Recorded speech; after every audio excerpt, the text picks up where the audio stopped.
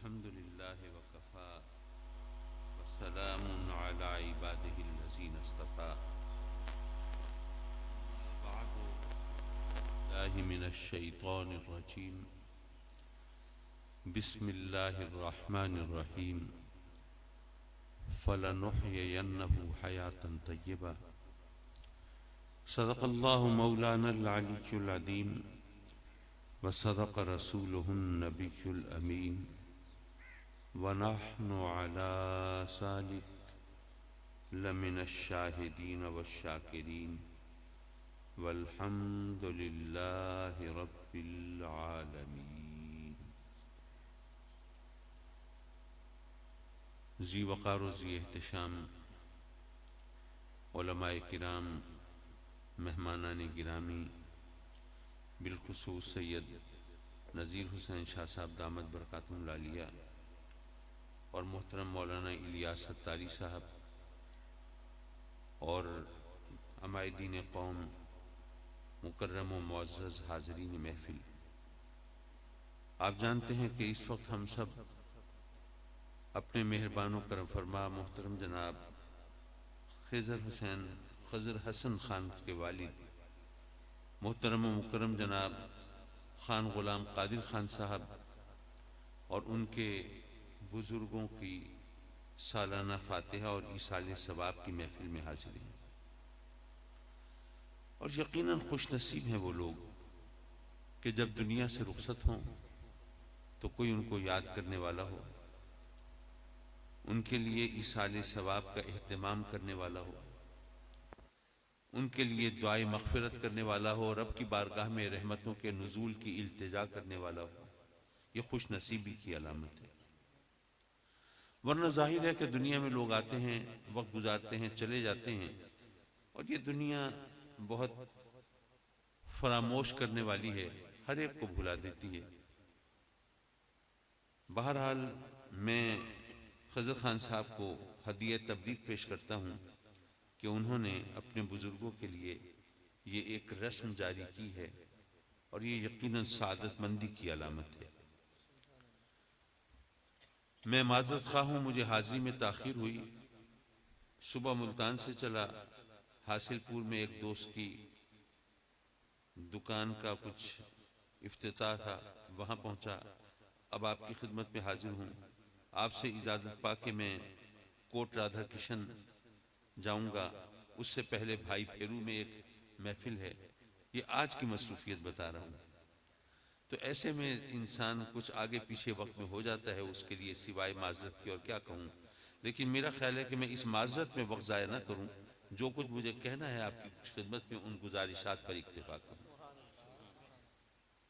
حضرات مکرم، ہم دنیا میں آتے ہیں، یہاں وقت گزارتے ہیں، پھر رخصت ہو جاتے ہیں، لیکن موت کہانی ختم ہونے کا نام نہیں ہے، فنا ہو جانے کا، معدوم ہو جانے کا نام نہیں ہے، بلکہ ایک دنیا سے دوسری دنیا میں جانے کا نام ہے. ہم مسلمان ہیں، کلمہ گو ہیں، اور آخرت پر ہمارا ایمان ہے.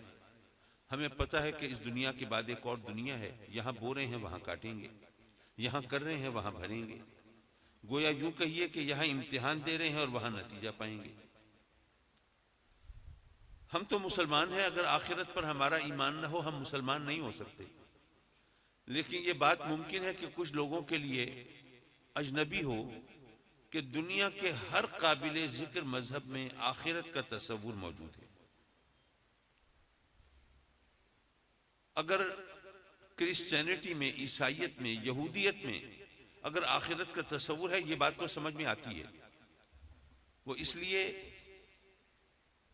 کہ سیدنا موسیٰ علیہ السلام نے، عیسیٰ علیہ السلام نے جب اللہ کا پیغام اللہ کے بندوں تک پہنچایا ہوگا تو ظاہر ہے کہ اس میں انہوں نے بتایا ہوگا کہ یہاں پر ہم اس طرح زندگی گزاریں کہ آخرت ہماری سمجھ جائے. لیکن ہندو مت جس کے اندر 35 لاکھ دیوی دیوتاؤں کی پوجا کا تصور ہے، وہ الہامی مذہب تو نہیں ہو سکتا. لیکن اس میں بھی سورگ، نرک، جنت اور دوزخ کا تصور وہاں بھی ہے. تو قدرتی طور پر یہ ذہن میں خلش پیدا ہوتی ہے کہ آخرت کا تصور دنیا کے ہر قابل ذکر مذہب کے بنیادی اجزاء میں شامل کیوں ہے. میں عرض کروں گا بات دراصل یہ ہے کہ انسان باقی جانداروں سے اس طرح مختلف ہے کہ اس کو کہتے ہیں کہ مین از اے سوشل اینیمل، یہ ایک معاشرتی جانور ہے، یعنی مل جل کر رہنا اس کی مجبوری ہے۔ باقی جانوروں کو آپ دیکھیں، نر مادہ زندگی گزار لیتے ہیں، بچے ہوتے ہیں وہ بھی جوان ہوتے ہیں، اپنی راہ علیحدہ پکڑتے ہیں، وہ کوئی بستیاں نہیں بساتے، شہر آباد نہیں کرتے، کسی معاشرے کی بنیاد نہیں رکھتے۔ یہ انسان ہے جو بستیاں بسا کے شہر آباد کر کے رہتا ہے۔ مل جل کر رہنا یہ اس کی مجبوری ہے، کیونکہ اس کی ضرورتوں کے گھیرے بہت پھیلے ہوئے ہیں۔ آپ بھی سوچئے، کوئی ہوگا جو زمین سے خوراک اگائے گا، کوئی ہوگا جو کپڑا بنے گا، کوئی ہوگا جو کپڑے کو لباس کی شکل دے گا، اسی طرح کوئی ہوگا جو جوتا تیار کرے گا، کوئی ہوگا جو برتن بنائے گا، کوئی ہوگا جو علاج معالجے کی سہولت فراہم کرے گا۔ ہر ایک نے اپنے اپنے ذمے کام لیے ہوئے ہیں، تو ہم مل جل کے رہتے ہیں تو ہماری زندگی آسان ہو جاتی ہے، ورنہ کتنی مشکل ہو جائے۔ آپ سوچئے آپ کے علاقے میں ایک حجام، نائی، کوئی بہت قابل عزت فرد تو نہیں گنا جاتا ہمارے معاشرے کا، لیکن اگر آپ کے سارے علاقے میں کوئی حجام نہ ہو، نائی نہ ہو، تو کسی کو منہ دکھانے کے نہ رہے، مشکل ہو جائے نا۔ تو ہم مل جل کر رہتے ہیں، ایک دوسرے کا ہاتھ بانٹتے ہیں، تو تب ہمارے لیے زندگی آسان ہوتی ہے۔ اب جب مل جل کر رہیں گے تو کہیں جھگڑا بھی ہوگا، ایک اختلاف بھی ہوگا، مفادات کا ٹکراؤ بھی ہوگا، فساد بھی ہوگا۔ جب جھگڑا ہوگا تو اس کو نپٹانے کے لیے کوئی قاعدہ بھی چاہیے، کلیہ بھی چاہیے، کوئی ضابطہ بھی چاہیے، قانون بھی چاہیے۔ جب کوئی ضابطہ قانون بنایا جائے گا تو اس کے مطابق فیصلہ کرنے کے لیے کوئی انسٹیٹیوٹ چاہیے، کوئی ادارہ چاہیے، کوئی عدالت چاہیے۔ آپ نے عدالت بنا دی، لیکن اب اس کی فیصلوں کی امپلیمنٹیشن کے لیے، نفاذ کے لیے کوئی قوت نافذہ چاہیے، اقتدار چاہیے، ورنہ جس کے خلاف فیصلہ ہوگا بھاگ جائے گا۔ میں تو نہیں مانتا۔ تو سب سے بہتر معاشرہ وہ ہوتا ہے جہاں انصاف کا بول بالا ہو۔ اب ہمارے ہاں انصاف کے ساتھ جو کچھ ہوتا ہے، میرا خیال ہے وہ مرثیہ پڑھنے کی ضرورت تو نہیں ہے، ہم سب جانتے ہیں۔ اب یہاں پر آپ نے بھی کہانیاں سنی ہوں گی کہ جب عدالتوں سے انصاف نہ ملے تو پھر خرابیاں پیدا ہوتی ہیں، لوگ قانون اپنے ہاتھ میں لیتے ہیں، یہ ہمیں عدالت سے انصاف نہیں ملا، پھر اپنا بدلہ ہم خود لیں گے۔ یہ لولی لنگڑی عدالتیں، یہ لولا لنگڑا قانون، یہ جو صاحبان اقتدار کی مرضی پر چلتا ہے اور جو ارباب اختیار کے خلاف، ان کے اشارے جنبش ابرو کے خلاف وہ چل نہیں سکتا، فیصلہ نہیں کر سکتا، اس قانون کا کیا کرنا ہے، ہم اپنا انتقام خود لیں گے۔ یہاں سے مذہب کا کردار پیدا ہوتا ہے۔ مذہب بتاتا ہے کہ اگر تمہارے ساتھ ظلم ہوا ہے نا تو تم مظلوم ہو، ظالم مت بنو۔ اگر تم ظالم بنو گے، اگر اپنا قانون خود بناؤ گے، اپنا قانون کو اپنے ہاتھ میں لو گے، تو یہاں ہر طرف خونریزی ہوگی، فساد ہوگا، ہنگامہ ہوگا، کسی کی جان، کسی کا مال، کسی کی عزت، کسی کی آبرو محفوظ نہیں رہے گی، پھر یہ دنیا رہنے کی جگہ نہیں ہوگی۔ لیکن اگر تمہیں یقین ہو کہ ایک عدالت اور بھی ہے، اور اس عدالت میں رشوت نہیں چلتی، سفارش بھی نہیں چلتی، وہاں تو حق کا بول بالا ہوتا ہے، وہاں مجرم کو سزا ملتی ہے، وہاں کسی مظلوم کے گلے میں پھندا فٹ نہیں ہوتا۔ جب اس عدالت پر تمہیں اعتماد ہے تو پھر اپنا مقدمہ وہاں پیش کر دو، اور یہاں پر ذرا صبر اور حوصلے سے کام لو۔ جب یہ تلقین ملتی ہے، سبق ملتا ہے، راستہ دکھایا جاتا ہے، تو یہ دنیا امن اور سکون کا گہوارہ بنتی ہے، یہاں رہنے کا لطف اور لذت باقی رہتا ہے، ورنہ تو دنیا عذاب ہو جائے۔ یہ مذہب کا کردار ہے۔ حضرات مکرم، اب جب فیصلے ہوتے ہیں تو ظاہر ہے کسی کا حق کھایا جاتا ہے، اسی کے مطابق فیصلے ہوتے ہیں۔ اب حقوق کی آپ جانتے ہیں دو قسمیں ہیں، ایک حقوق اللہ ہے، ایک حقوق العباد ہے۔ جو حقوق اللہ ہیں وہ ظاہر ہے کہ اللہ اگر چاہے گا تو معاف کر دے گا، لیکن حقوق العباد معاف نہیں ہوں گے جب تک وہ بندہ معاف نہ کرے جس کا حق کسی نے کھایا ہے۔ اچھا، یہاں پر یہ ذہن میں رکھیے، آج کل ماشاءاللہ ہمارے جو سکولرز ہیں، دانشور حضرات ہیں، اور آج کل اینکر پرسن سے بڑھ کر تو کوئی دانشور ہوتا نہیں، تو وہ لوگوں کو پٹی یہ پڑھاتے ہیں اور چکر یہ چلاتے ہیں کہ جناب یہ حقوق اللہ کی فکر کرنے کی ضرورت نہیں۔ وہ بڑے بڑے لیکچر دیتے ہیں، دیکھیں جی وہ تو رحمان ہے، وہ رحیم ہے، وہ ستار ہے، وہ غفار ہے، وہ تواب ہے. اور دوسری بات یہ ہے کہ اس کو کوئی فرق نہیں پڑتا نا. ساری کائنات اس کے سامنے سجدہ ریز ہو جائے، اس کی شان میں کوئی اضافہ نہیں ہوتا. اور تمام کائنات اس کی منکر ہو جائے، اس کی عظمت میں کوئی کمی نہیں ہوتی. تو اس کو فرق تو کوئی پڑتا نہیں، اور ہے بھی رحمان و رحیم. تو اس لیے اس نے اپنے حق تو معاف کر ہی دینے ہیں. حقوق اللہ کی فکر نہ کرو، بس فکر کرو تو صرف حقوق العباد کی کرو. میں عرض کروں گا یہ بھی شیطان کا مکر ہے، اس کو بھی سمجھنے کی ضرورت ہے. بے شک ہمارا ایمان ہے، حقوق اللہ وہ چاہے گا تو معاف کر دے گا، لیکن سوال یہ ہے کیوں معاف کرے گا؟ اگر ہم نے اس سے سرکشی اور بغاوت کا راستہ اپنایا ہو، مسلسل نافرمانی کی ہو، حکم عدولی کی ہو، اس کے در رحمت پر دستک دینے کی بجائے اس کے قہر و غضب کو دعوت دی ہو، پھر وہ کیوں معاف فرمائے گا؟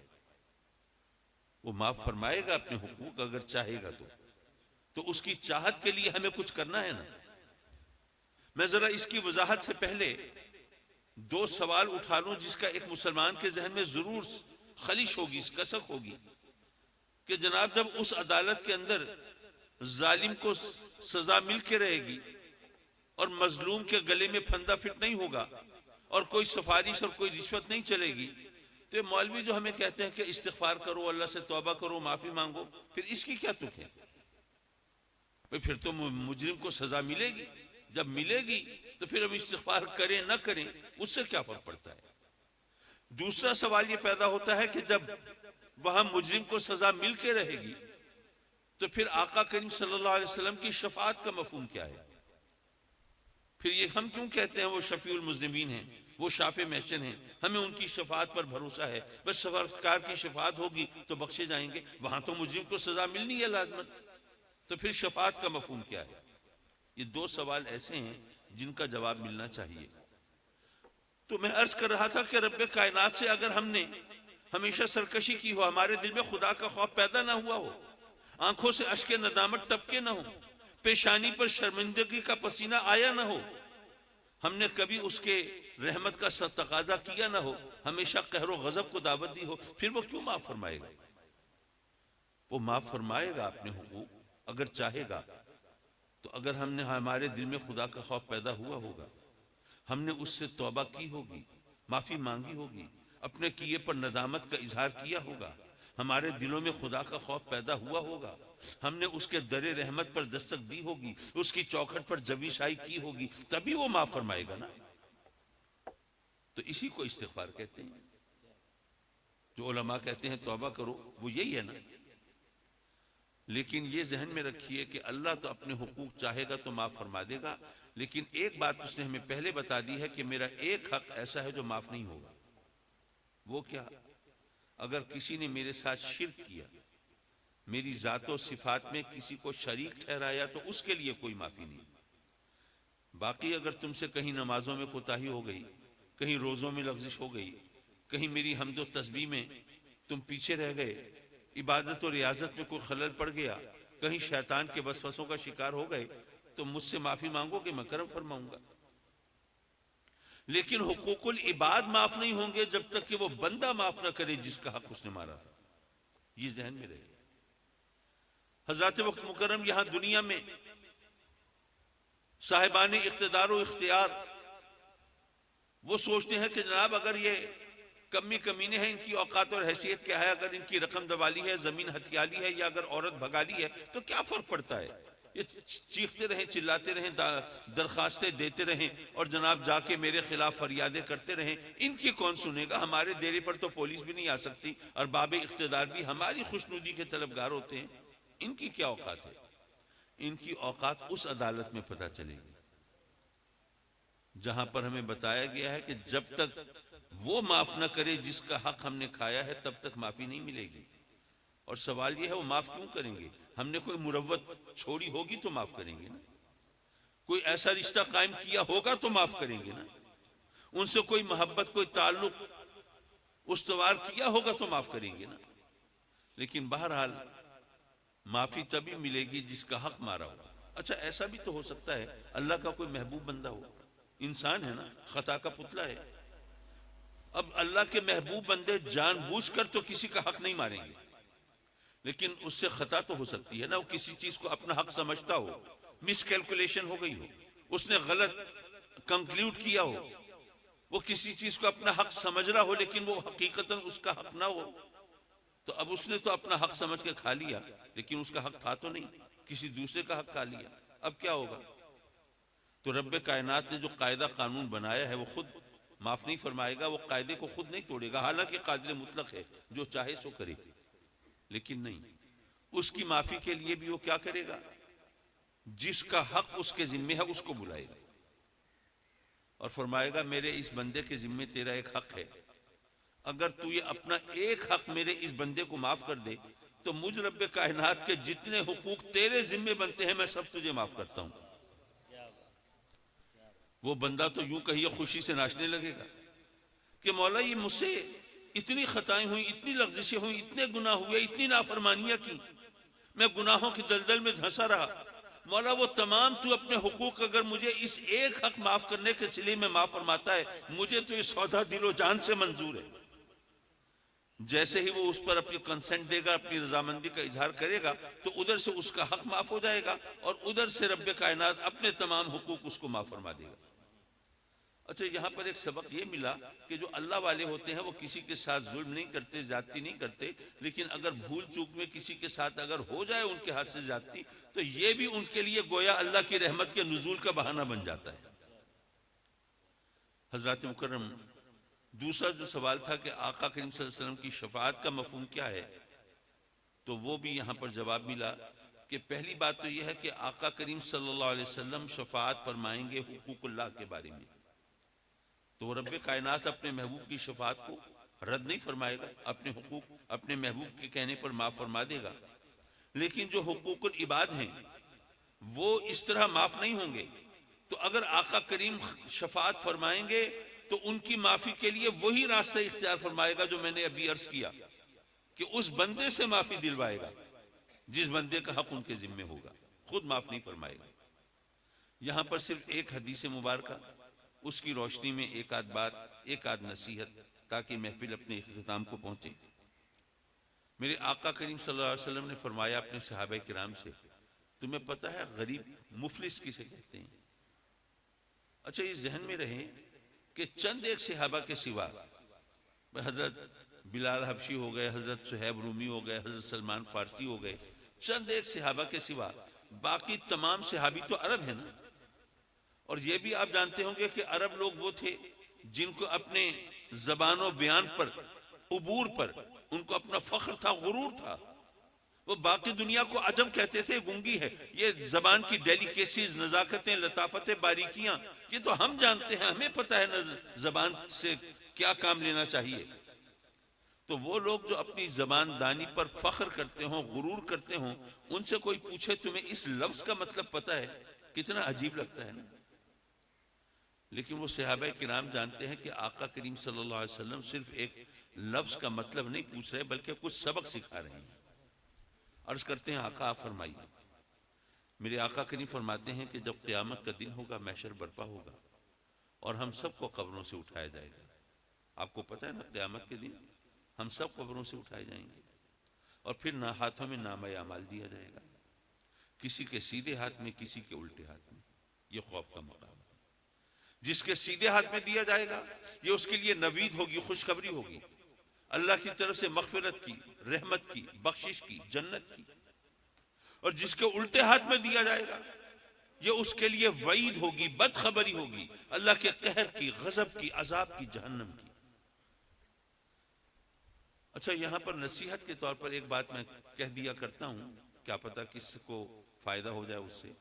آپ کو پتہ ہے کہ کوئی چیز لینی ہو یا دینی ہو، اس کے لیے سنت طریقہ یہ ہے کہ ہم سیدھا ہاتھ استعمال کریں۔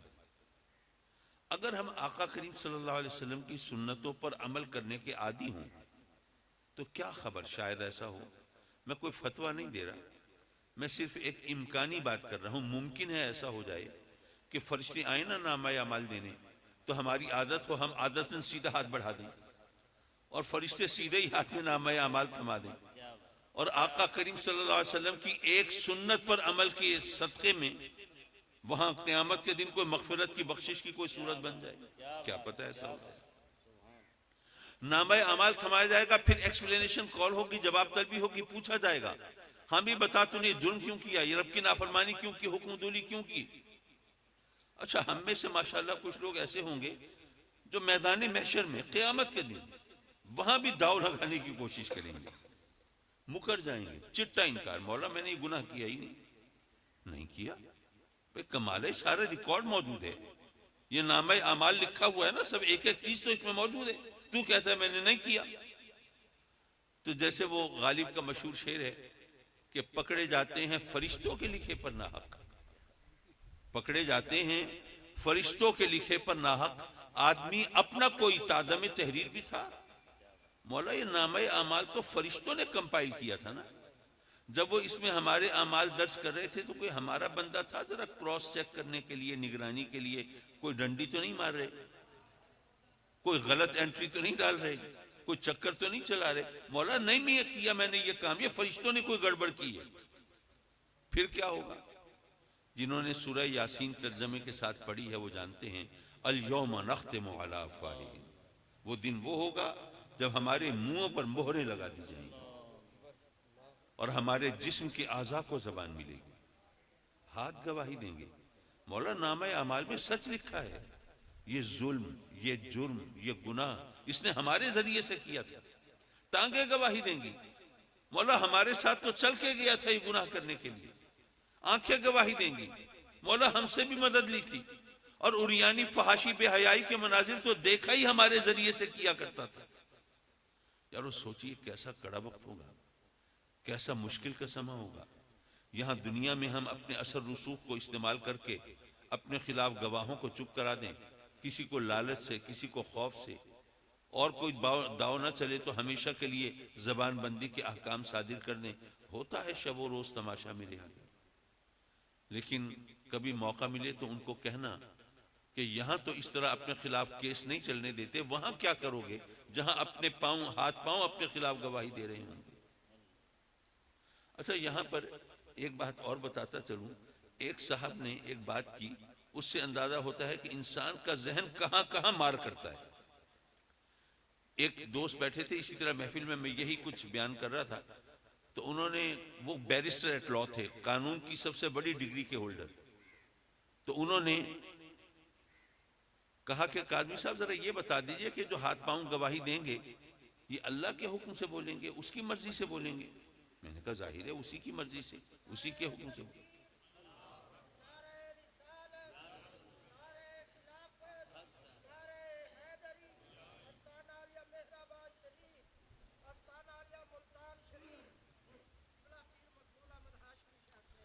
حضرت تشریف لے آئیے یہاں ہمارے پہلو میں، تشریف آئیے، تشریف۔ میں دراصل کرسی خطابت میں جڑا بیٹھا ہوں، آئیے آئیے، آجائیں، تشریف رکھیے۔ اور خیریت سے مزاج بخیر، ماشاء اللہ۔ پیر زیادہ مقبول صاحب میرے مہربان ہیں، کرم فرما ہیں، اب کافی دنوں کے بعد زیارت ہوئی ہے حضرت، ماشاء اللہ۔ تو حضرات مکرم، میں یہ عرض کر رہا تھا کہ وہ بیرسٹر ایٹ لا مجھ سے کہنے لگے کہ قاضی صاحب یہ جو ہاتھ پاؤں جو گواہی دیں گے یہ اللہ کے حکم پہ بولیں گے، اس کی مرضی کے مطابق؟ میں نے کہا بے شک، ظاہر ہے اسی کے حکم سے۔ کہنے لگے پھر ذرا یہ بھی بتا دیجئے کہ وہ گواہ جو کسی اور کی مرضی سے بولے اس کی گواہی قبول بھی ہوتی ہے؟ اب ذرا اندازہ کیجئے انسان کا ذہن کہاں کہاں مار کرتا ہے۔ میں نے ان سے کہا کہ آپ کے کہنے کا اگر مطلب یہ ہے کہ رب کائنات ہاتھ پاؤں سے غلط گواہی دلوا کر گویا ہمارے لیے جہنم میں جانے کا بہانہ پیدا فرما رہا ہے، تو کہ اللہ کو کسی بہانے کی ضرورت ہے؟ وہ قادر مطلق ہے۔ ویسے تو ہم دعا کرتے ہیں اللہ ہم سب کی مغفرت فرمائے، ہمیں ہماری خطاؤں کو بخش دے، جہنم سے بچا لے، جنت عطا فرمائے، لیکن معاذ اللہ وہ ہم سب کو اگر جا کے جہنم میں ڈال دے تو کیا جہنم میں جا کے دھرنے دیں گے؟ کیا احتجاجی مظاہرے کریں گے؟ کہ کالی پٹیاں باندھیں گے؟ کیا کریں گے؟ پڑے رہیں گے؟ اس کو کسی بہانے کی ضرورت نہیں ہے۔ یہ جو کچھ ہو رہا ہے صرف ہمیں بتانے اور جتانے کے لیے کہ تیرے ساتھ کوئی ظلم نہیں ہو رہا، اپنا بویا ہوا کاٹ رہا ہے، اپنا کیا ہوا بھر رہا ہے۔ بہرحال معاف کیجئے وہ حدیث درمیان میں رہ گئی۔ میں یہ عرض کر رہا تھا کہ آقا کریم صلی اللہ علیہ وسلم نے فرمایا اپنے صحابہ کرام سے، پوچھا کہ تمہیں پتہ ہے مفلس کسے کہتے ہیں؟ انہوں نے عرض کی آقا آپ فرمائیے۔ آپ نے فرمایا جب قیامت کا دن ہوگا، محشر برپا ہوگا، ہر ایک کو نامہ اعمال دیا جائے گا، تو ایک شخص ایسا ہوگا، ایسے بہت سے ہوں گے، لیکن آقا کریم صلی اللہ علیہ وسلم نے مثال کے طور پر ایک شخص کا ذکر فرمایا ایک شخص ایسا ہوگا جس کے نامہ اعمال میں بڑی نیکیاں ہوں گی، عبادتیں ہوں گی، ریاضتیں ہوں گی، حج ہوں گے، عمرے ہوں گے، زکوٰۃ، خیرات، صدقات، نہ جانے کیا کچھ، لیکن اس نے بہت سے لوگوں کے حق بھی مارے ہوں گے۔ اب حق معاف کرانے کے لیے نکلے گا۔ اب مثلا پہلے شخص کے پاس پہنچا، جا کے آہوزاری کرے گا، منت سماجت کرے گا، دیکھ میں ہاتھ جوڑتا ہوں، پاؤں پکڑتا ہوں، مانتا ہوں مجھ سے بڑی خطا ہوئی، بڑی غلطی ہوئی، دنیا میں میں نے تیرا حق مار لیا تھا، میں اس وقت بڑا شرمندہ ہوں، دیکھ میں معافی کا طلبگار ہوں، تو اللہ نام پہ مجھے معاف کر دے۔ وہ بندہ کہے گا میاں یہ محشر ہے، میزان لگا ہوا ہے، حساب کتاب ہو رہا ہے، اعمال تولے جا رہے ہیں، یہاں اللہ نام پہ معافی نہیں ملتی، جا اپنا راستہ پکڑا آگے اللہ نام پہ معافی مانگنے۔ اب وہ دیکھے گا کہ اس طرح تو معافی نہیں ملتی، اب کیا کروں؟ تو پھر ایک ترکیب آزمائے گا، کہے گا اچھا ایسا کر کہ اگر تو اپنا یہ حق مجھے معاف کر دے تو مثال کے طور پہ یوں کہے گا کہ میں پھر تو اگر اپنا حق مجھے معاف کر دے تو میں اپنے تہجد کے ثواب تجھے دے دیتا ہوں۔ اگر وہ بندہ یہ سوچے گا کہ میں تو راتوں کو نہیں اٹھا تھا، میں نے تہجد نہیں پڑھے تھے، لیکن یہاں میدان محشر میں بیٹھے بٹھائے اگر تہجد کے ثواب مل رہا ہے تو موقع سے فائدہ تو اٹھانا چاہیے۔ تو اگر وہ اس پر رضامندی کا اظہار کرے گا تو ادھر سے اس کا حق ڈیلیٹ ہو جائے گا، ادھر سے اس کے تہجد کے ثواب اس کے کھاتے میں شفٹ ہو جائیں گے۔ پہلی بات تو یہ پتہ چلی کہ ہم یہاں پر بحث کر رہے ہوتے ہیں کہ یہ ایصال ثواب جائز ہے یا نہیں ہے، یہ تو میدان محشر میں بھی ثواب بھیجنا جائز ہوگا، یہاں کی تو بات ہی رہنے دیجیے۔ اسی طرح وہ باقی لوگوں سے معاف کرانے کے لیے نکلے گا حقوق، تو جیسے جیسے اس نے حق مارے ہوں گے ویسے ویسے ثواب دینے پڑیں گے اسے۔ کسی کا بہت بڑا حق مارا ہوگا تو ہو سکتا ہے حج کا ثواب دے کے وہ معاف کرائے، کہیں نوافل سے کام چل جائے، اسی طرح معاف کرا رہا ہوگا۔ آقا کریم صلی اللہ علیہ وسلم فرماتے ہیں کہ ایک وقت ایسا آئے گا حقوق معاف کراتے کراتے اس کی نیکیاں ختم ہو جائیں گی، نامہ اعمال صاف ہو جائے گا، اس کے پلے کچھ نہیں بچے گا، لیکن ابھی بھی کچھ لوگوں کے حقوق اس کے ذمے ہوں گے۔ اب کیا کرے؟ اب بارگیننگ پوزیشن میں تو ہے نہیں، دینے کو کچھ نہیں ہے اس کے پلے، اب وہی آہوزاری، وہی منت سماجت، وہی رونا دھونا، اور جواباً وہی جواب۔ اب کیا کرے؟ تو ایک اور ترکیب آزمائے گا، وہ کہے گا اچھا ایسا کر، اگر تو یہ اپنا ایک حق مجھے معاف کر دینا تو تیرے نامہ اعمال میں یہ جو گناہ ہے یہ میں اپنے ذمے لے لیتا ہوں۔ اگر وہ بندہ سوچے گا کہ بھئی میں نے یہ گناہ کیا تھا، اگر اس سے جان چھوٹ رہی ہے اور یہاں میدان محشر میں نامہ اعمال ذرا ہلکا ہو رہا ہے تو مجھے تو ضرور اس سے فائدہ اٹھانا چاہیے، اگر وہ اس پر راضی ہوگا تو ادھر سے اس کا گناہ اس کے کھاتے میں، ادھر سے اس کا حق ڈیلیٹ ہو جائے گا۔ میرے آقا کریم صلی اللہ علیہ وسلم فرماتے ہیں کہ جب وہ تمام حقوق معاف کرا کے فارغ ہوگا تو اس کی اپنی نیکیاں تو پہلے ختم ہو چکی تھیں، الٹا اس کے نامہ اعمال میں گناہوں کا انبار لگا ہوگا۔ میرے آقا کریم نے فرمایا وہ ہوگا مفلس، وہ ہوگا غریب، نادار، قلاش، کنگال۔ سبق کیا ملا؟ سبق یہ ملا کہ ہم سمجھتے ہیں کہ مال، دولت، سونا، چاندی، زر و جواہر، زمین، جائیداد، بینک بیلنس، یہ ہماری کمائی ہے۔ اس حدیث سے پتہ چلا کہ اصل کمائی تو نیکی ہے۔ جس کے پلے نیکی ہے وہ مالدار ہے، وہ صاحب ثروت ہے، وہ دولت مند ہے، اور جس کا نامہ اعمال نیکی سے آری اور خالی ہے وہ مفلس ہے، غریب ہے، نادار ہے، قلاش ہے۔ اگر ہم اس حقیقت کو سمجھ لیں تو دو باتیں ہیں نا۔ پہلی بات تو یہ ہے کہ آج ہم دو پیسے کما کے زیادہ خوش ہوتے ہیں،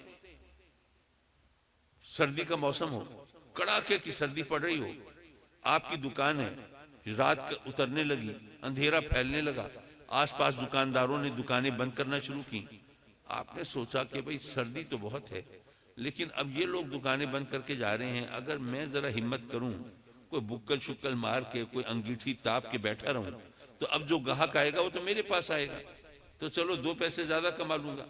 اس نے یہی ترکیب آزمائی، باقی چلے گئے، یہ بیٹھا رہا اور توقع کے مطابق کچھ کمائی اور ہو گئی۔ اب گھر واپس جا رہا ہے، ٹھٹھا ہوا ہے، سردی سے برا حال ہے، لیکن دل میں بڑا خوش ہے، 2 پیسے زیادہ کما لیے۔ اور دوسری طرف ایسا ہوتا ہے کہ بعض اوقات شکایت کر رہے ہوتے ہیں، یار وہ وہاں اس بندے نے بلایا تھا نا، تم تو اچھے رہے، تم تو نہیں گئے، میں پھنس گیا تھا، نماز پڑھنی پڑ گئی تھی۔ ہوتا ہے نا ایسا؟ یارو اگر ہم نے نیکی کو کمائی سمجھا ہو تو 2 پیسے کمانے پہ اتنے خوش نہ ہو جتنا نیکی کمانے پہ خوش ہو۔ دوسری بات، آج کل فرض کیجئے آپ کا کوئی دوست ہے، وہ چلا گیا دبئی، کسی فرم میں اس کو جاب مل گئی۔ اب جب اس کو تنخواہ ملی تو اس نے کیشیئر سے کہا کہ بھائی یہاں میرا تو کوئی خرچہ ہے نہیں، یہ تنخواہ میں قرضہ ورزہ لے کے آیا تھا، میرے باپ یا میرے بھائی یا میری بیوی یا فلاں کے نام یہ ڈرافٹ بنا دو، میں نے وہاں بھجوانا ہے۔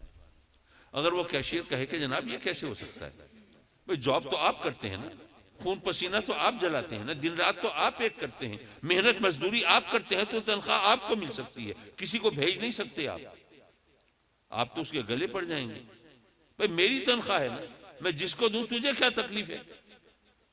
اگر آپ اپنی تنخواہ، اپنی روپے پیسے کی کمائی کسی کو دینا چاہیں اور کوئی اعتراض کرے تو آپ اس کا اعتراض قابل سماعت نہیں سمجھتے، آپ اس کو جواب دیتے ہیں میری کمائی ہے، میں جہاں چاہوں خرچ کروں۔ لیکن دوسری طرف ہر وقت مسئلہ پوچھنے کے لیے آئے ہوئے ہوتے ہیں، جی ثواب بھیجنا جائز ہے؟ اگر نیکی کو کمائی سمجھا ہوتا تو یہ سوال کی ضرورت ہی نہیں تھی۔ روپے پیسے کی کمائی اگر بھیج سکتے ہیں تو نیکی کی کمائی بھی بھیج سکتے ہیں، لیکن اتنا خیال ضرور کرنا پڑے گا کہ نیکی کی کمائی اللہ رسول کے دشمنوں کو نہیں بھیج سکتے، ورنہ نیکی برباد، گناہ لازم۔ حضرات مکرم، تقریر تو میں کر چکا، بس ایک نصیحت اور کرتا چلوں۔ دیکھیے ہم سب اللہ کی رحمت چاہتے ہیں نا، اور ظاہر ہے کہ ہمیں چاہنی بھی چاہیے، اللہ کی رحمت ہمیں چاہیے، لیکن سوال یہ ہے کہ رحمت کہتے کسے ہیں؟ رحمت کوئی ایسی چیز ہے کہ میں اپنے بچے سے کہوں بیٹے ذرا 2 کلو رحمت پکڑ لاؤ بازار سے؟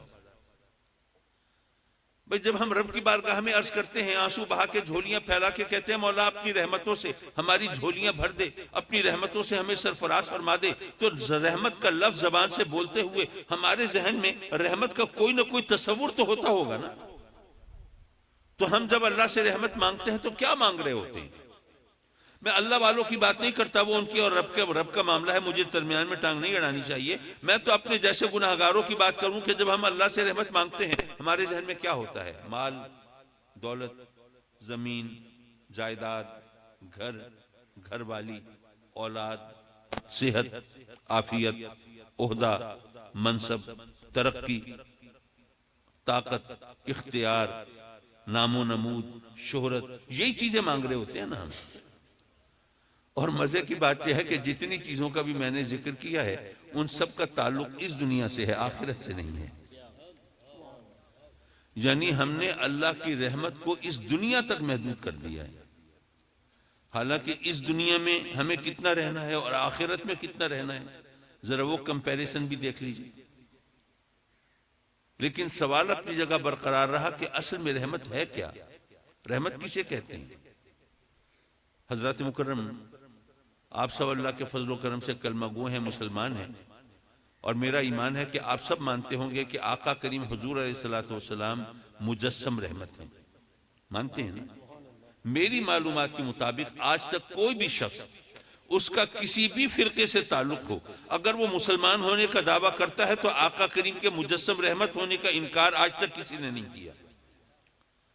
تو آقا کریم کو مجسم رحمت مانتے ہو، اب ذرا آپ کا انداز، طرز زندگی دیکھ لیجئے، شب و روز کی کیفیت دیکھ لیجئے، کھجور کی چٹائی پر استراحت فرما رہے ہیں، جو کی روکھی سوکھی پر گزارا فرما رہے ہیں، وہ بھی میسر نہ ہوئی تو شکم مبارک پہ پتھر باندھ رہے ہیں، پیبند لگے کپڑے زیب تن فرما رہے ہیں، اپنی نالین پاک کو خود مرمت فرما رہے ہیں، اپنی لاڈلی شہزادی کو پیبند لگی چادر میں گھر سے رخصت فرما رہے ہیں۔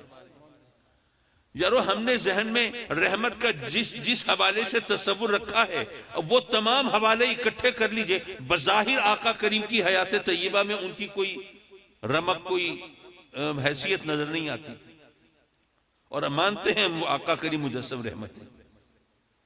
پتہ چلا کہ ہم سے رحمت کا مفہوم سمجھنے میں غلطی ہوئی ہے. رحمت کسے کہتے ہیں؟ میں جو جواب دینے لگا ہوں ممکن ہے کہ سپرفیشلی آپ یہ سوچیں کہ جناب یہ اس بات کے لیے اتنی تمہید باندھ رہے تھے آپ، لیکن تھوڑا سا آپ اس پر غور کریں گے تو انشاءاللہ صحیح نتیجے پر پہنچیں گے. یاد رکھیے اللہ کی رحمت دراصل یہ ہے کہ بندہ اپنے رب کی رضا پہ راضی ہو جائے. وہ کیسے؟ اس کو سمجھنے کی ضرورت ہے. دیکھیے ایک غریب آدمی ہے، ویسے تو وہ سوچ نہیں سکتا کہ مجھے گاڑی ملے گی، وہ تو موٹر بائک کا بھی تصور نہیں کر رہا، لیکن اگر کہیں سے اس کو بڑی اچھی قیمتی کوئی سوفسٹیکیٹڈ کار مل جائے تو کیا انکار کرے گا؟ وہ مل گئی اسے. لیکن وہ گاڑی ملی تو مہینے 2 مہینے کے بعد اس کا کوئی خوفناک حادثہ ہوا اور جان سے پیاری ہستیاں اس میں دنیا سے رخصت ہو گئیں. اب آپ سوچئے کہ اگر پہلے پتا ہوتا کہ یہ ہوگا تو کیا وہ گاڑی قبول کرتا؟ نہیں. ہمیں تو نہیں پتا کیا چیز ہمارے لیے بہتر ہے کیا نہیں ہے، لیکن وہ تو جانتا ہے نا. اگر ہم اس کی رضا پہ راضی ہو جائیں تو یہ ہمارے لیے رحمت کیوں ہے؟ وہ اس لیے کہ آپ نہیں جانتے کہ رب کائنات جو ہے وہ اپنے بندوں سے ماں کی نسبت 70 گنا زیادہ محبت فرماتا ہے. معلوم ہے نا؟ تو آپ سوچئے کہ کیا ماں اپنے اولاد کا برا چاہے گی؟ نہیں.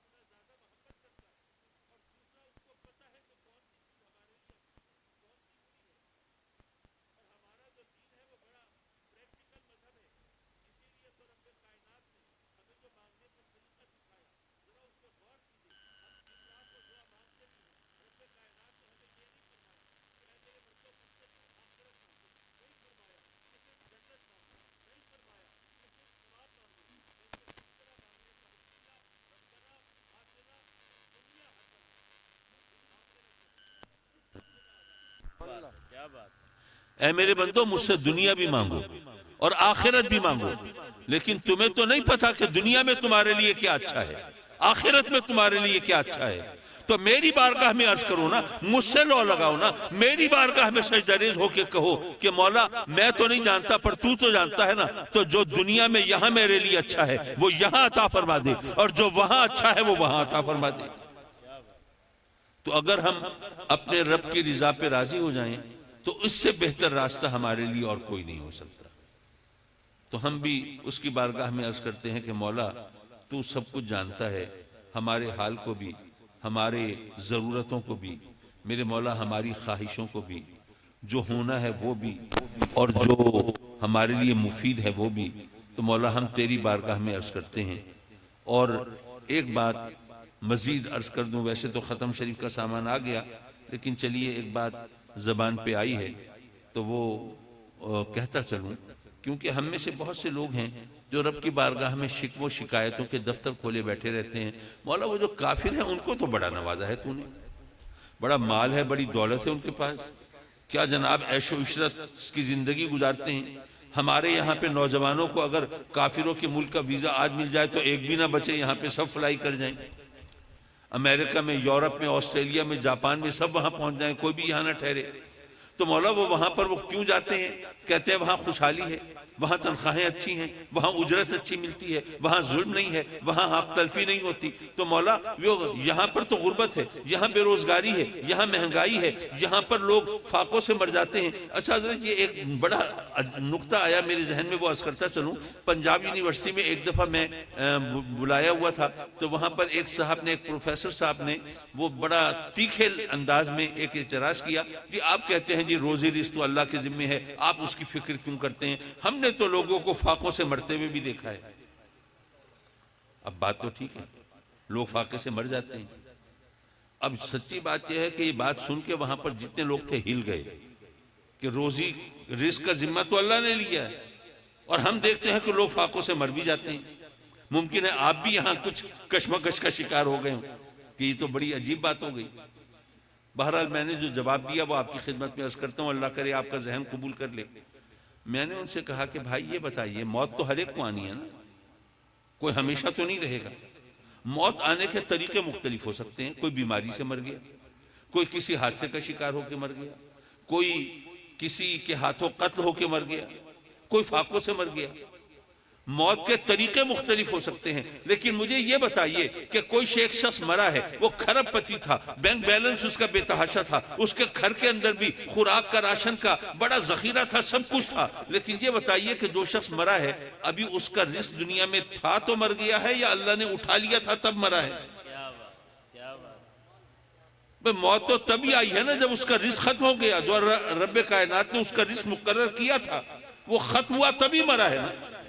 تو چاہے وہ فاقے سے مرے، چاہے بیماری سے مرے، چاہے وہ بھوک پیاس سے مرے، چاہے حادثے کا شکار ہو کے مرے، چاہے کسی کے ہاتھوں قتل ہو کے مرے گا تو تبھی جب اس کا رزق ختم ہوگا۔ تو یہ فاقوں سے مرنے کا بہانہ بنا کے کہ جی یہ اللہ نے اپنے ذمہ لیا، اس نے ہر ایک کا رزق مقرر کیا ہے نا۔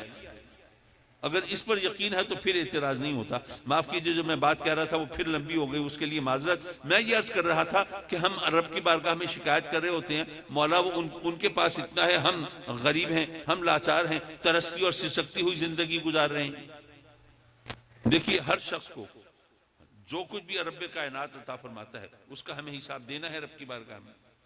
مال دولت ملی اس کا حساب دینا ہے، زمین جائیداد ملی اس کا حساب دینا ہے، کوئی عہدہ یا منصب ملے اس کا حساب بھی دینا ہے۔ اپنے عہدے اور منصب کو کس طرح استعمال کیا تھا، مخلوق خدا کی بہتری کے لیے یا اب نفس پرستی کے لیے؟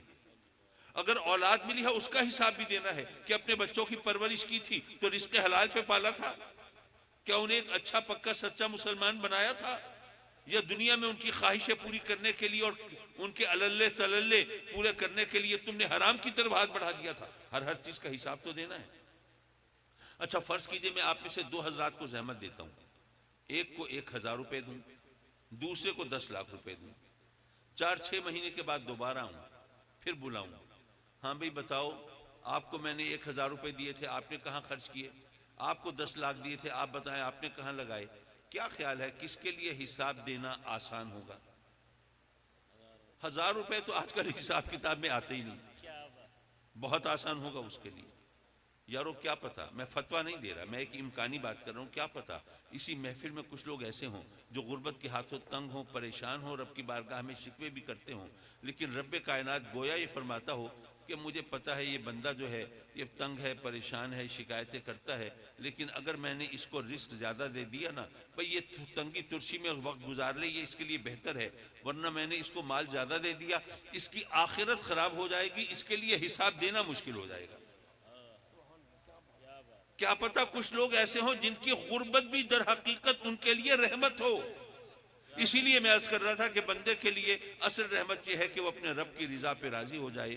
اللہ تبارک و تعالیٰ اپنے کرم سے اپنے حبیب کے صدقے میں ہمارے خضر خان صاحب کے والد، ان کے دادا، ان کی دادی، ان سب کی مغفرت فرمائے، جنات الفردوس میں اعلیٰ مقام دے، اور اپنے کرم سے ان کے درجات کو بلند فرمائے، اور انہیں آئندہ جان و مال کے نقصانات سے محفوظ رکھے۔